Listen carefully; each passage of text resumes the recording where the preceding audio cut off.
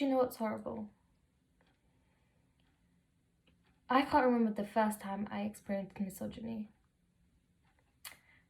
I went through my whole childhood thinking it was a normal part of life, as many women have. I can think of so many times I've been confronted with the realization that we live in a patriarchal society. And it is so upsetting that I can't remember the first time because of how common it is. Now, for example, a constant pain in my life is those Asian aunties of the world. You know the ones I'm talking about. Note, if you're an Asian auntie, I really don't care about your opinion. But one particular auntie constantly makes those statements, you know, the ones I'm talking about, where they're like, oh, you need to lighten your skin. Oh, you're too hairy. And my personal favorite, oh, you need to get married. Yuck. The truth is, I still get these comments as a grown independent woman. And as a child, those comments really affected me. They still affect me till this day. Now, there's two comments in particular that have been ingrained into my mind. The first one being about body hair. Now, it's crazy how body hair is seen as such a disgusting thing. It's such a common part of life and part of a person, really. Now, I spent so many years being part of my bushy eyebrows and my mustache, which always go in and out of fashion. And removing them can be so painful sometimes, and I'd rather not do it.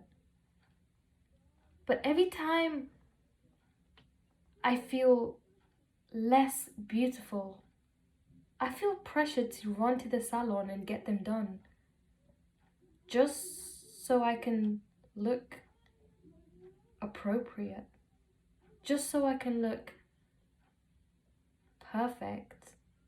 But in the eyes of society,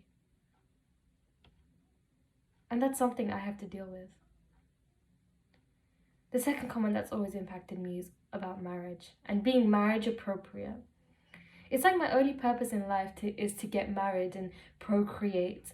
Like I have no other personality traits, no other desires in life.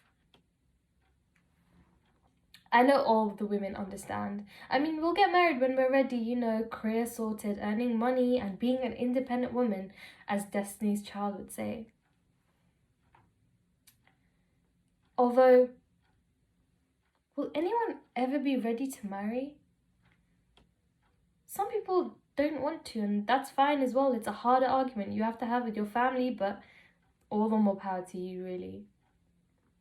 Sometimes though, my society comes into mind, and the thought that I'm not complete without a husband and a wife, sometimes I feel like we don't get a chance to know what really makes us feel complete. I ain't judging, even though my aunties would. I'm not sure I'll ever get it stuck into my head though. It's hard to rewire your brain, it's a constant work in progress. So I decided to seize my own destiny, really. You know, go out there instead of waiting for someone to fall into your lap. So I tried those Asian dating sites, Shadi.com and the more modern Muzmatch. You know the ones I'm talking about, the classic ones. There's a whole bunch, so of course I thought I'd be able to find the one. I was proven very wrong. It's a minefield out there. I don't know how my sisters go about finding love in this culture. It's like all these men expect me to do is control me, and they don't even respect my autonomy. And don't come at me for my experiences, but I just want to marry someone that will not want me to baby them like their mother does. But that won't be me. I want an equal partnership. Even if it means I'll spend the rest of my life alone. So be it.